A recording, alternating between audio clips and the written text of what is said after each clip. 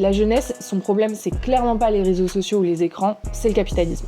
Il y a plus de 7% des jeunes qui ont des pensées suicidaires, c'est le résultat terrible du dernier baromètre de Santé publique France. Il y a aussi un quart de la jeunesse qui a déjà été ou est actuellement en dépression. Macron, d'un côté, on l'entend souvent dire que le problème de la dépression, c'est les réseaux sociaux, les écrans ou encore les jeux vidéo. Pourtant, il n'y a aucun lien qui peut être fait par les scientifiques. Par contre, ce qui peut être facilement démontré, c'est que la détresse psychologique chez les jeunes, elle est intimement liée aux politiques gouvernementales, mais aussi et plus généralement à un système capitaliste qui a absolument rien à offrir à la jeunesse. Pourquoi je dis ça ? Parce qu'une des premières causes du mal-être chez les jeunes, c'est tout simplement l'urgence climatique. Il y a des chercheurs de l'université de Bath qui ont enquêté dans 10 pays. Il y a 75% des jeunes qui sont extrêmement inquiets de l'avenir et il y en a 60% terrifiés par la situation climatique. Et en vrai, on a bien raison d'être inquiets. Les capitalistes, ils sont en train de littéralement détruire la planète à l'heure où on se parle. Il y a 25 multinationales qui, à elles seules, sont responsables de 70% des émissions de gaz à effet de serre. Et la semaine dernière, il y a le gouvernement Attal qui a décidé de suspendre son plan de réduction des pesticides, évidemment pour faire plaisir à l'agrobusiness. Et si avec ça, le problème, c'est que quand on est étudiant, on fait aussi face aux difficultés économiques. Nous, avec le Point Levé, on a mené une enquête nationale auprès de plusieurs milliers d'étudiants et ce qui ressort, c'est que la moyenne des étudiants interrogés, ils vivent avec 629 € par mois. Ça veut dire que la plupart, ils sautent des repas, il y en a un tiers qui fréquentent les banques alimentaires pour pouvoir se nourrir et face à l'inflation, la quasi-totalité des étudiants ont dû réduire leurs dépenses. Ça, évidemment, c'est une source d'anxiété énorme, mais ça n'empêche pas tout le monde de dormir.